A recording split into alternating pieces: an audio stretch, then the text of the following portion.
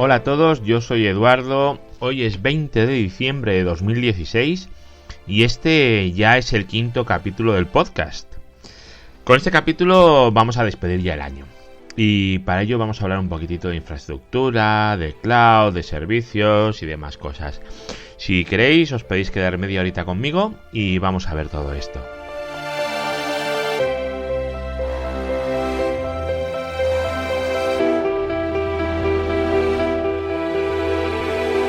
Yes you are, yes you are, yes you are the only one, 'cause there's something special about you. I can feel all the feelings so strong, 'cause you are the... Hay mucha gente que piensa que eso del cloud es una cosa etérea, que está en todas partes, como el oxígeno, y que los datos que tenemos en esa cosa llamada cloud se mantienen ahí por algún tipo de actuación divina.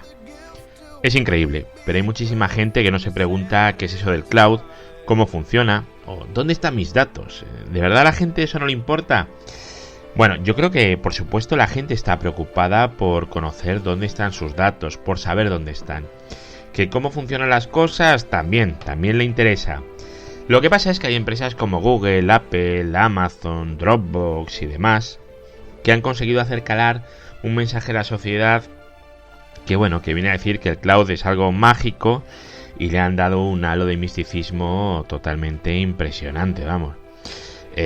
Yo personalmente creo que hablar del cloud de esa manera, así con el halo de misticismo, es bastante irresponsable, ya que no se explica a la gente cómo funcionan las cosas, solo se les dice lo que tienen que usar.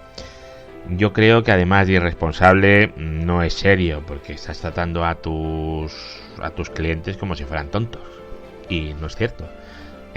Cualquier persona yo le doy un mínimo de entendimiento. O sea, la gente no es tonta, la gente es capaz de entenderlo.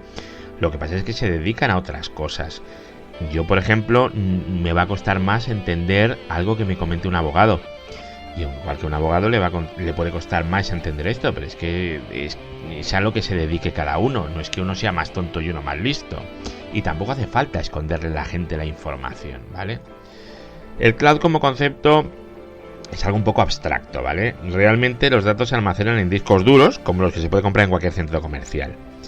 Pero la gracia no es de la parte física, que ya os digo, así a lo bruto podemos decir que son servidores y discos. La gracia está en que se ha montado un servicio por encima, a lo que llamamos cloud. Ese servicio nos permite desacoplar los servidores y los datos de los discos duros y los hipervisores, ¿vale? Con una serie de procesos que, bueno, ahora vemos. Vamos a ver, vamos a empezar por el paso más obvio. No es un cloud, pero es un poco obvio para ver qué es eso de desacoplar la información. Imaginar un ordenador con dos discos duros, los cuales están dispuestos en RAID 1. RAID 1 significa que los dos discos tienen exactamente el mismo contenido y que se escriben los dos discos a la vez, ¿vale? De forma que si uno se rompe, está el otro. Luego se puede recomponer el RAID otra vez y volvemos a tener dos discos. Es una cosa bastante sencilla, ¿vale? El problema es que esa escritura doble no la hace el sistema operativo. Vuestro Windows o vuestro Mac o vuestro Linux, lo que tengáis, no ve dos discos duros, solo ve uno. Es el propio ordenador el que escribe duplicando la información en los discos, lo que se llama tarjeta RAID, ¿vale? Lo que os digo, el sistema operativo solo ve un disco y para ellos les da igual lo que haya debajo, porque ven un disco. El sistema operativo tiene un disco duro que es mentira, son dos, es decir, ya tenemos la primera abstracción. El ordenador ve un disco duro, pero realmente hay dos, ahí hay una abstracción. Venga, vamos a ir ahora un poquito más para allá. Ahora vamos a imaginar que ese ordenador que ve un disco duro ya no es un ordenador físico, es una máquina virtual. Y esa máquina virtual corre sobre un hipervisor, que no es más que un servidor que permite ejecutar máquinas virtuales. Y ese hipervisor tiene los discos en espejo. Ahora, nuestro sistema operativo, el nuestro, el que está en la máquina virtual, ya ni siquiera ve el hardware, porque para ella el hardware es totalmente virtual y tiene un disco duro. Es mentira, tiene un hardware que no es el que ve, lo han virtualizado, y los discos duros pueden tener 1, 2 o 17, tampoco lo ven, solamente ve uno. Ya no sabe dónde se está grabando. Pero bueno, ahora vamos a ir todavía un pasito más para allá.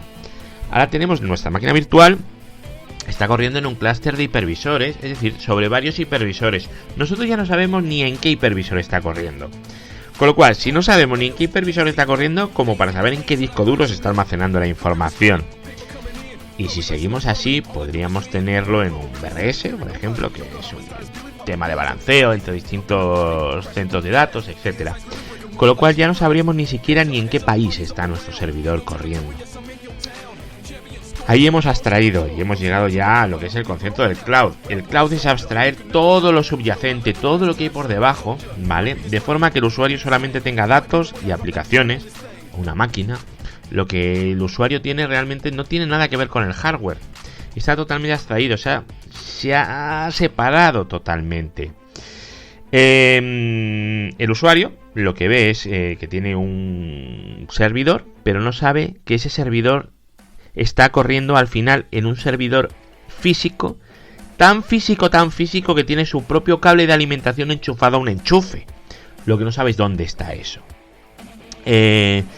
Vale, ya os digo, no es nada misterioso al final. Lo que pasa es que desde fuera, como no ves todo lo que hay debajo, pues es bastante misterioso y se vende como tal. Las ventajas de esto son enormes para todo el mundo, ¿vale? El usuario al final se despreocupa del hardware. El hardware no lo vemos. Si se rompe un disco duro, nos da igual, porque alguien nos está dando la redundancia y seguirá funcionando. El precio, obviamente el precio que tú pagas por un servicio cloud es más barato que un servidor físico. Si es mejor y tiene más redundancia, ¿por qué es más barato? Pues porque el proveedor de servicio también tiene todo mucho más optimizado. En vez de comprar para 20 clientes 20 servidores, compra 2 más potentes, pero el precio siempre va a ser menor que comprar 20. La administración es mucho más sencilla. Estás gestionando 2 hipervisores, no 20. Luego, gasto energético, también gastas menos luz, gastas menos datos, gastas menos de todo, con lo cual todo el mundo gana. Por eso tiene el éxito que tiene. Vamos a ver, por ejemplo, un ejemplo concreto, ¿vale? Vamos a imaginaros una empresa que se llama Bombihost, ¿vale? Acabo de inventarme el nombre, no sé si existe. Bombihost quiere ofrecer servicios de hosting y tiene varias opciones. La primera es comprar un servidor que le va a costar unos 3.000 euros. Y luego además va a tener un coste fijo de 200 euros mensuales para poder ponerlo en un centro de datos, dar conectividad, etcétera. Por supuesto, doy por supuesto que lo va a gestionar el dueño de la empresa y que no va a cobrar, ¿vale? Que es gratis. Bueno, a esta inversión inicial está ahí los 3.000 euros y 200 al mes, ¿vale? Tenemos otra posibilidad que es hacerlo en cloud. Esto nos va a costar 0 de alta y 40 euros al mes. Y encima no tenemos que preocuparnos si se nos rompe un disco a las 3 de la mañana un sábado. Hombre, alguna mejora a priori parece que tiene. Pero bueno, no vamos a pensar solamente en empresas de hosting, ¿vale? Ahora vamos a ver ejemplos un poco más amplios, ¿vale? Porque esto no afecta solo al hosting, esto afecta a cualquier servicio, realmente cualquiera que queráis dar. Pero bueno, por supuesto, a ver, tú pagas 40 euros por una máquina virtual para ir metiendo clientes. Llega un momento que si vas a ir creciendo te va a interesar tener tus propios servidores físicos. Y luego te va a interesar tener tus propios armarios. Y luego te va a interesar tener tu propio centro de datos, ¿vale? Tu propio edificio para poder poner tus armarios, tus racks. Pero para eso tienes que ser Facebook, ¿vale? Bueno, no hace falta ser Facebook, puede ser más pequeño. Pero a eso no se llega en 10 días ni es nada más abrir, ¿vale?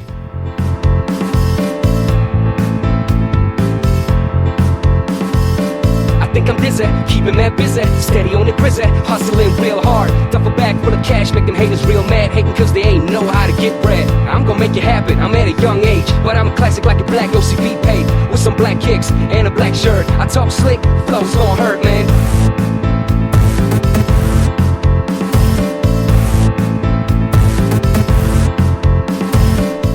Cuando penséis en el cloud, pensar en aplicaciones y datos. ¿Qué queréis ejecutar ahí? ¿Qué datos queremos que estén ahí?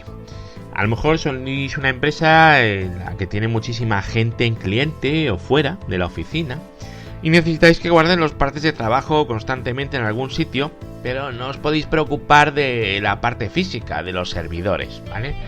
En ese caso, para vosotros el cloud es una solución perfecta. Luego, si sois una empresa que necesitáis tener el servidor de correo en vuestra propia oficina, bueno, por algún tipo de restricción, sea la que sea, y no os va a interesar externalizar, no os va a interesar llevaros el correo al cloud, al no ser que a lo mejor os interese un servicio de relay de correo. Siempre las conexiones eléctricas van a estar más redundadas en un centro de datos que en una oficina, normalmente, ¿vale? A no ser que seáis el Ministerio del Interior o algo así, que se supone, no sé si es verdad o no, que deberían de tener una infraestructura bastante seria. Vale, aquí, ¿de qué estamos hablando? Estamos hablando de IaaS, de infraestructura como servicio. Lo que hacemos es quitarnos simplemente la infraestructura, ¿vale? O sea, la parte física. ¿Por qué? Porque cogemos una máquina virtual para instalar algo encima. Lo que nos hemos quitado es los enchufes, los cables, el servidor físico, el hierro. Pero bueno, puede ser que tampoco os interese la aplicación.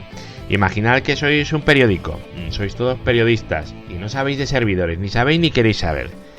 Y a la plataforma de noticias que tengáis, lo único que hacéis es escribir, no queréis saber si la base de datos falla o no falla. Eso da igual. Vosotros lo que hacéis ya no es contratar una infraestructura, contratáis un software como servicio, un SaaS se llama. Luego hay otro punto intermedio, que es el PaaS, que es el de la plataforma como servicio. Pero bueno, esto es un poco más complejo de explicar así en frío.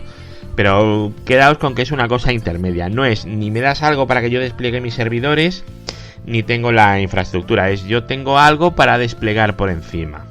Bueno, de eso hablaremos ya otro día si queréis. Vamos a pensar en un posible cliente, ¿vale? Sois una empresa de servicios informáticos, ¿vale? En España hay cientos, miles de empresas de estas. Y vuestro cliente quiere sincronizar sus archivos. Quiere un Dropbox. El único problema es que por temas legales pues tendréis que tener los datos en España. Y con Dropbox pues como que no, ¿vale? Entonces vuestro cliente realmente lo que quiere es un software para hacer eso. Y es lo que vosotros le vais a dar a vuestro cliente. Le vais a dar un on-cloud o un ex-cloud. Pero vosotros sabéis instalar el on-cloud, el Nextcloud, pero lo que no queréis es tener el servidor físico, ¿vale? Que es un rollo, se pueden romper los discos, todo eso lo queréis delegar en otro. Entonces, lo que hacéis es contratar un IaaS, una infraestructura como servicio. ¿Qué es esto? Dame el hardware que yo lo monto todo encima. Y vuestro cliente os ha contratado un SaaS, un software como servicio. De esta manera tenéis el proveedor que os da a vosotros la infraestructura para que podáis desplegar vuestros servidores virtuales, y vosotros le dais un software a vuestro cliente. Aquí todo el mundo en la cadena está aportando. Es el servidor físico por un lado, la gestión gestiona el servidor físico, obviamente, la electricidad, transmisión de datos, etcétera. Otro que sería la empresa de servicios que gestiona la máquina virtual donde está el on-cloud y hace las copias de seguridad y todo eso. Y luego el cliente final, que es el que disfruta del servicio de que sus ficheros estén repartidos y estén sincronizados entre varios ordenadores. Todo el mundo aporta, es un ejemplo estupendo. Pero bueno, como veis, este es un tema muy amplio, muy amplio, ¿vale? Y amplio de tratar, sobre todo si queremos desglosarlo de una forma un poco seria y ser específicos y estrictos, ¿no? Como ahora, que ha sido una cosa bastante genérica y explicado de una forma, una pincelada muy global.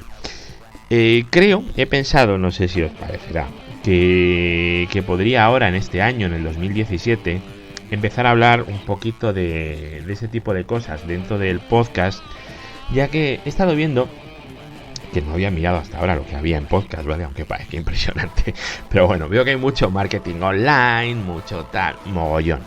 Pero temas de infraestructura y de servicios un poco más en serio, veo que no hay, la verdad es que no hay. Y me sorprende que no haya, porque yo creo que hay mucha gente que se dedica a esto y que sí que necesita ayuda con esto. Así que voy a empezar a tratarlo un poco más en el podcast.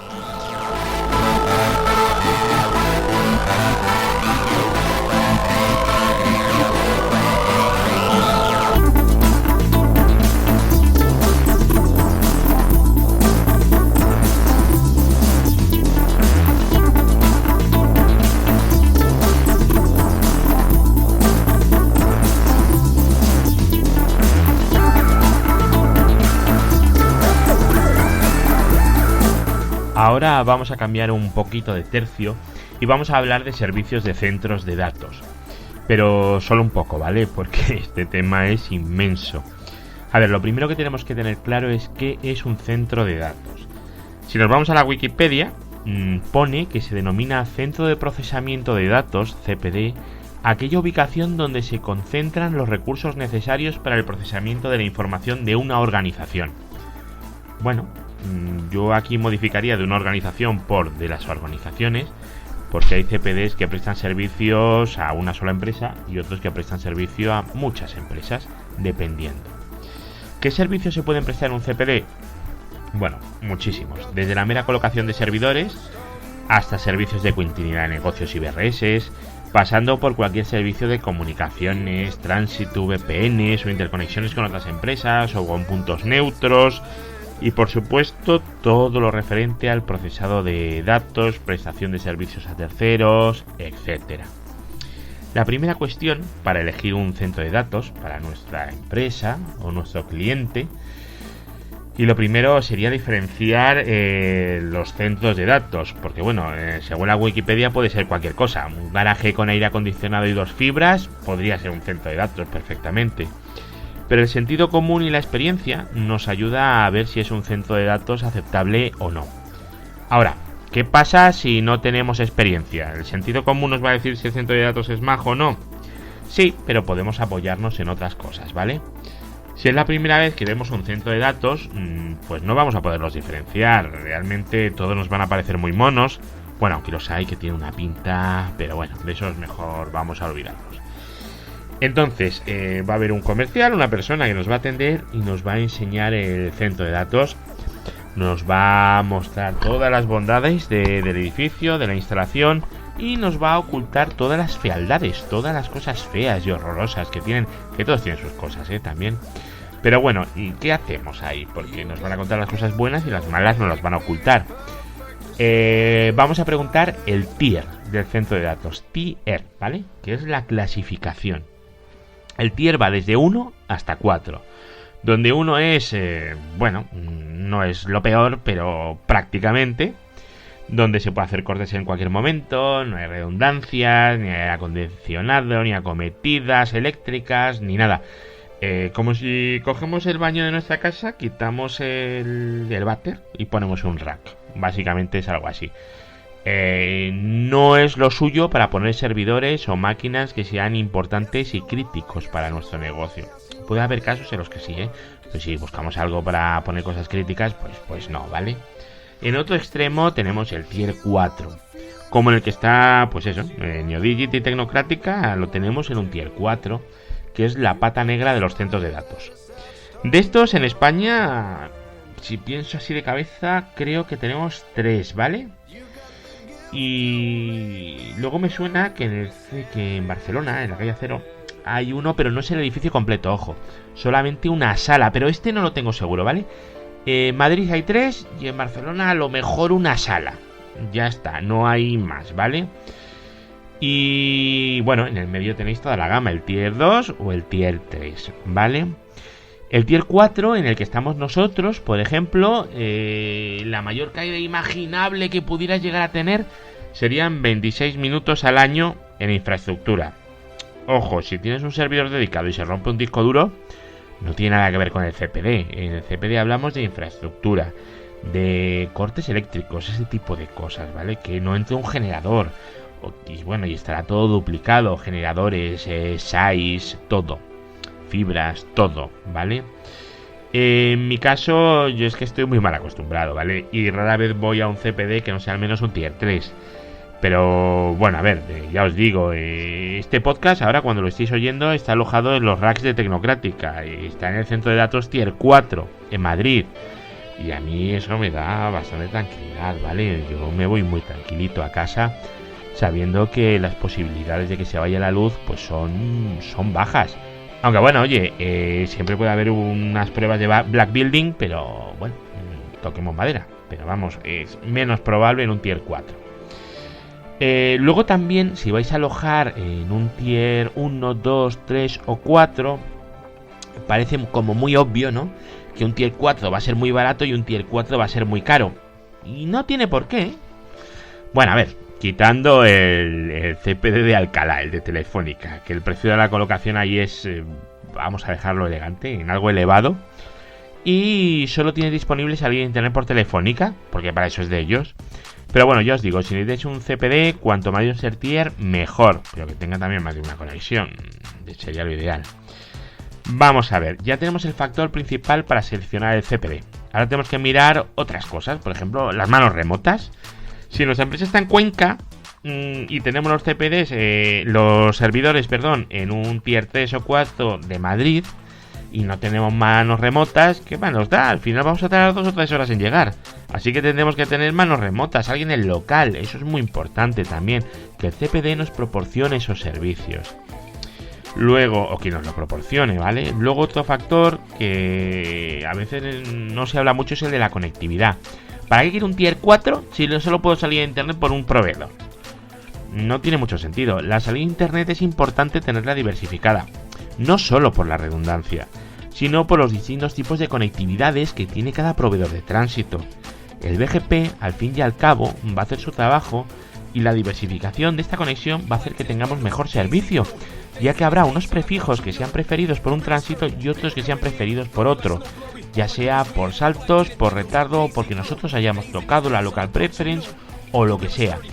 Y si además estamos conectados a un punto neutro, la creme de la creme, un buen CPD, una buena conexión, bueno, no se puede pedir más, ¿vale? Y todo esto es muy importante, sobre todo si vais a poner armarios llenos de servidores, ¿vale? Pero bueno, si solo queréis servicios sueltos, porque queréis VPNs con varios proveedores y queréis que el CPD forme parte de esas VPNs, por lo menos los servidores que tengáis ahí o las máquinas virtuales o lo que sea, para que todos vuestros empleados puedan conectarse a esas herramientas corporativas, es necesario que ese centro de datos esté conectado y que su Meet Me Room sea aceptable, que tenga conexión con cuantos más mejor. Si solo tiene conexión con uno, pues si solo tenemos la VPN con uno, pues nos vale, pero que sepáis que en el futuro no vamos a poder cambiar. Black tinted windows, can't see through. Days in this haze, son, I thought you knew. Career is sturdy, paper coming in, blurry like snow blurry. All I do is win, burning rubber in the city, fearing nobody. Yokohama stars feeling, popping wheelies on Ducatis. Up in the party, crashing through the class. Haters, I really break 'em up like G-Class. Hands up, honeys all around. In your territory, yes, I'm in your town. Champion score, dirty balls on the floor. From zero to whatever, me broke, never. Rap world soldier, and you can never ever get on my level. Last time, son, I told ya. Might be this money, might be the slang, might be the way I drop that flow. Muchas veces, sin embargo, no necesitamos un centro de datos pata negra. A lo mejor queremos un centro de datos para hacer copias de seguridad remotas y lo que queremos es no gastar demasiado dinero. Entonces nuestras necesidades van a ser otras y vamos a tener otro tipo de requisitos. Ya no vamos a buscar un tier 4. Eso también nos puede pasar, ¿vale? Vosotros pensar que estos ojos, los míos, ¿vale?, han visto cosas que no creeríais, ¿vale?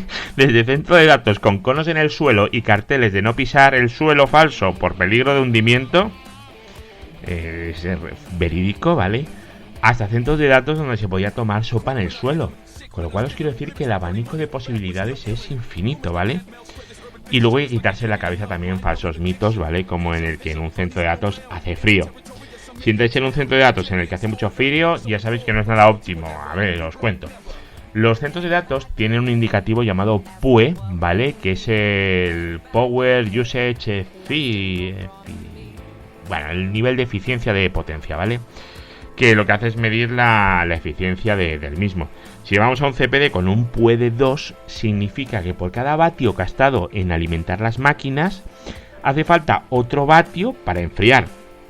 A ver, el PUE realmente se calcula dividiendo la potencia eléctrica total del centro de datos por la potencia eléctrica consumida por los sistemas, es decir, servidores, routers y demás. En algún centro de datos se dice que se puede llegar a un PUE de 0.98, es decir, gastar menos electricidad de la que consumen los servidores. Esto suena a trampa, ¿vale? Pero esto se hace generando electricidad con el calor desprendido de los propios servidores y aprovechándola para enfriar, ¿vale? Reutilizándola. Yo esto físicamente no lo he visto, ¿vale? Pero ya pues de 1.2 o 1.3 ya me parece impresionante, ¿vale? Esto tenerlo en cuenta. Y obviamente no es lo mismo un centro de datos en Sevilla que uno en Finlandia, por temas de clima. No va a hacer la misma temperatura en Finlandia que en Sevilla en pleno agosto, ¿vale? También tener en cuenta que no puede ser igual de óptimo enfriar en Sevilla que Finlandia. No hay cabeza que sostenga eso, ¿vale? Pero bueno, volviendo al tema que decíamos antes, si hace mucho frío es que se desperdicia mucha energía en enfriar.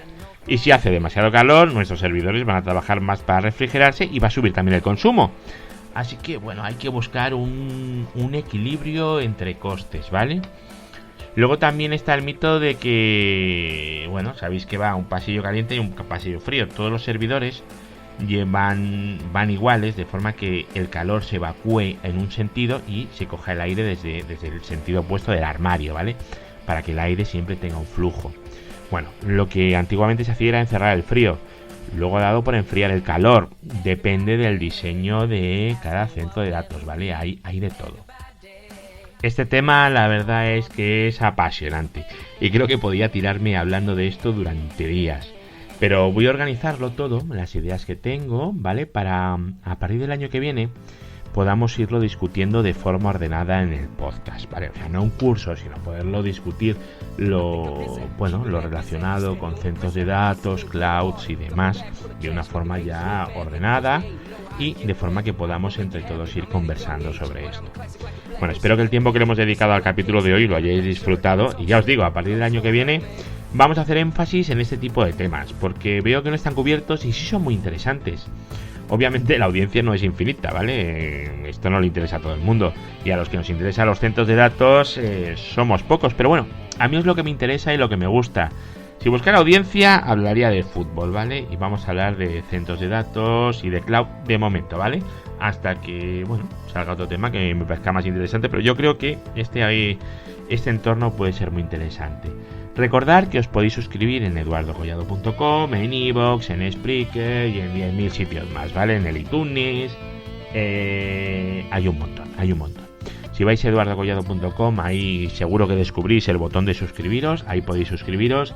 También podéis comentar, que está bien comentar, decirme qué os parece, si os parece buena idea, el cambio que queremos hacer, si no os parece buena idea.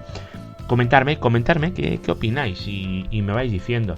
Y bueno, disfrutarlo, pasar unas buenas fiestas, una buena Navidad, un buen fin de año, que la entrada sea mejor y que entremos en el 2017 con muchas ganas, mucha energía y dispuestos a hablar de mucho cloud, mucho data center. Venga, hasta luego. Duffel bag full of cash, make them haters real mad, hating cause they ain't know how to get bread. I'm gonna make it happen, I'm at a young age, but I'm a classic like a black OCP paid, with some black kicks and a black shirt. I talk slick, flow's gonna hurt, man.